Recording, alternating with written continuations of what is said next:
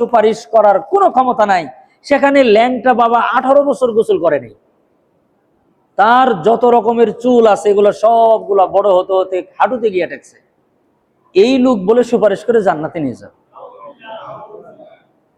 এই চিন্তা, এই চেতনা যার মধ্যে আছে, আল্লাহ তাকে বলতেছে, তাকে কি বলেন?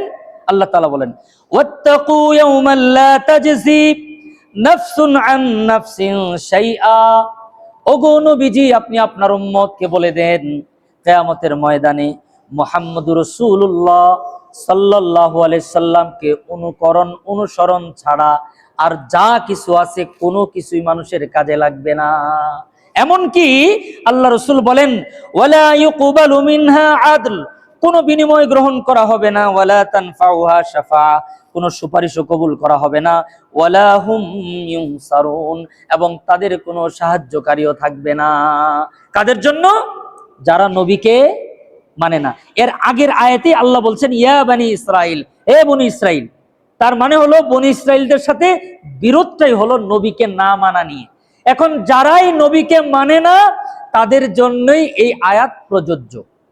এখন আমরা তো সবাই বলি নবীকে মানি, এই কথা একটু আগে বলছি, আবার শোনায় দিই, অনেক লোক পরে আসছেন। আবার বলছি, নবীকে মানার মিনিং কি, এটার মানা কি, এটার অর্থ কি? এটার অর্থ হলো আপনার মহব্বত দরকার নেই, আপনি মানেন, শুধু অনুসরণ করেন। অনুসরণ করলে মহব্বত এমনি চলে আসবে। অনুসরণ মহব্বত ছাড়া করা যায় না। শুধু মহব্বত আছে, অনুসরণ নাই, তাহলে আবু তালেবেরও মহব্বত অনেক ছিল। আবু তালেবকে মনে রাখতে হবে। আবু তালেবের দৃষ্টান্ত আমাদের সামনে খুব জরুরি বাংলাদেশের মানুষের জন্য, কারণ বাংলাদেশের মানুষ নবীকে অনেক মহব্বত করে, এটা আমি বিশ্বাস করি। বাংলাদেশের মানুষ তসবিতে পা লাগলে সালাম করে, কিন্তু তসবি তেলাওয়াত করে না। আমি কি ভুল বললাম? কোরআন শরীফের মধ্যে যদি কোরআন শরীফ পড়ে যায়, আমার কাছে জীবনে বহুতবার এটা জিজ্ঞেস করছে যে হাত থেকে কোরআন শরীফ পড়ে গেছে, এখন কি করব? আমি বলি আপনি কি করতে চান? কই শুনছি এরকম লবণ দিতে হয় না চাল দিতে হয় কোরআনের মাপে। এই হাদিস কোথায় পাইছে আল্লাহই জানে, এটা কিন্তু বাংলার ঘরে ঘরে আছে। আপনারা এই হাদিস সবাই শুনছেন, জীবনে শোনেন নাই যে কোরআন পড়ে গেলে এটার ওজনে কি দিতে হয়? লবণ দিতে হয়, চাল দিতে হয়। এগুলা মনে হয় ওই যে মন্দিরের পুরোহিত থেকে আস্তে আস্তে যারা মৌলবিতে কনভার্ট হয়েছে তারা ওই খাওয়াটা ভুলে নাই, যে কোনো মাসালার মধ্যে কেমনে নিজে কিছু খাওয়া যায়। রাগ করলেন আমার কথায়? মুআজ্জাজ হাজিরিন, কোরআন পড়ে গেছে কোনো সমস্যা নাই, কোরআনটা দ্রুত উঠান, ওযু করেন, ওযু কইরা মনোযোগ দিয়ে 1-2 পৃষ্ঠা অন্তত কোরআন তেলাওয়াত করেন, কোরআনটা বুকের মধ্যে নিয়ে আল্লাহর কাছে বলেন, আল্লাহ অনিচ্ছার সাথে কোরআনটা পড়ে গেছে। আপনার এই কোরআন পড়ার পরে যা ঘটলো টোটালটাই ইবাদত হিসাবে নেকি পেয়ে যাবেন। কোরআন পড়লেন না, ধরলেন না, শুইলেন না, মানলেন না, লবণ না, আপনি কোরআনের মাপে স্বর্ণ দান করলেও কাজ হবে না। আল্লাহ তাআলা আমাদেরকে বুঝার তৌফিক দান করেন। মুআজ্জাজ হাজিরিন, তো আজকের এই আয়াতের মূল মেসেজই এটা, নবীজির অনুসরণ ছাড়া কিয়ামতে কোনো কিছু কাজে আসবে না। আর বিচার দিবস তো এমন এক দিবস, বিচারের দিন প্রত্যেকটা মানুষ, রাসূলুল্লাহ সাল্লাল্লাহু আলাইহি ওয়াসাল্লাম বলেন, সহিহ হাদিসের মধ্যে এসেছে, 5টি হিসাব না দিয়ে একজন মানুষ এক কদম লড়তে পারবে না। আমি শুধু 5টা কথা স্মরণ করাই দিয়ে আলোচনা শেষ করছি।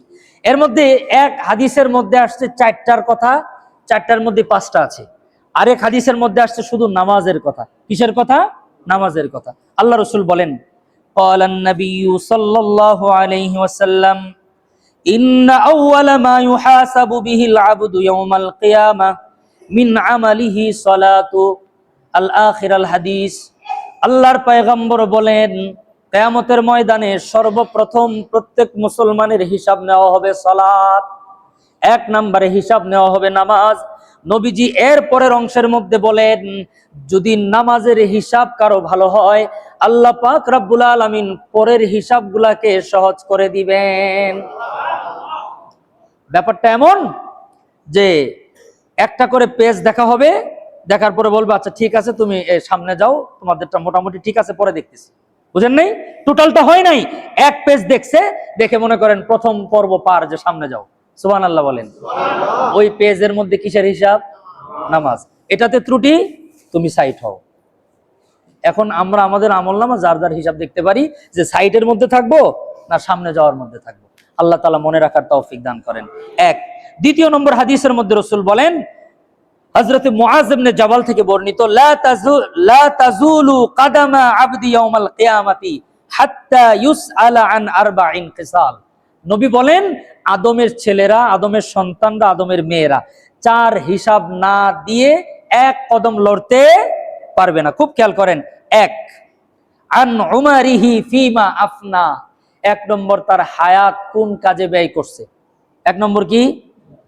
এখন আমি দেখতেছি আমাদের যে হায়াত, এই হায়াতের ম্যাক্সিমাম রাস্তার জামে, আর হলো বাথরুমে, এই কষা রোগের কারণে টয়লেটে, আর রাস্তার জামে, আর বাকিটুকু ফেসবুকে শেষ।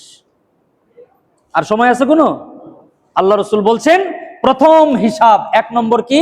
হায়াত কোন কাজে ব্যয় করছে।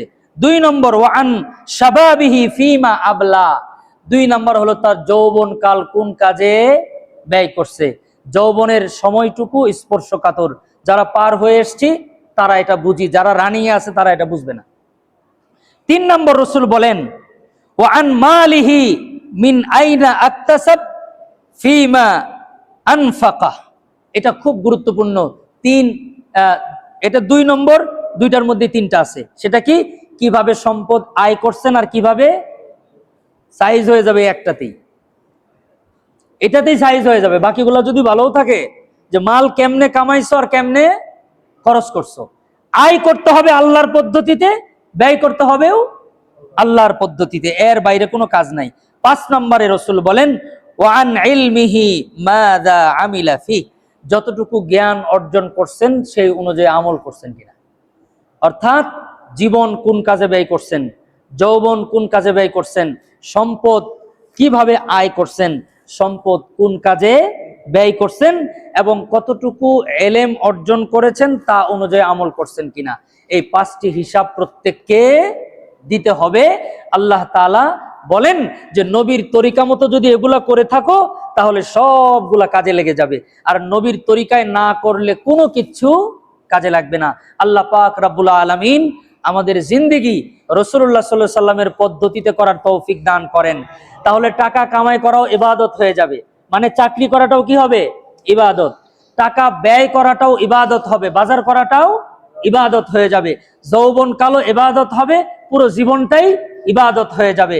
এবং যতটুকু এলেম অর্জন করব, দেখবেন যে এই সবটুকু যদি সাজানো যায় নবীর তরিকায়, তাহলে পুরোটা জিন্দেগি আমল হয়ে যাবে। আল্লাহ পাক রব্বুল আলামিন আমাদের সকলকে রাসূলুল্লাহর জিন্দেগি অনুসরণ করে আমাদের আয়, আমাদের ব্যয়, আমাদের এলেম, আমাদের জীবন, আমাদের যৌবন সব কিছুকে আল্লাহ তাআলা ইবাদত হিসাবে কবুল করে কিয়ামতের ময়দানে নবীজির শাফাত নসিব করেন। সকলে বলি আমিন। ওয়া আখির দাওয়ানা আনিল হামদুলিল্লাহি রাব্বিল আলামিন।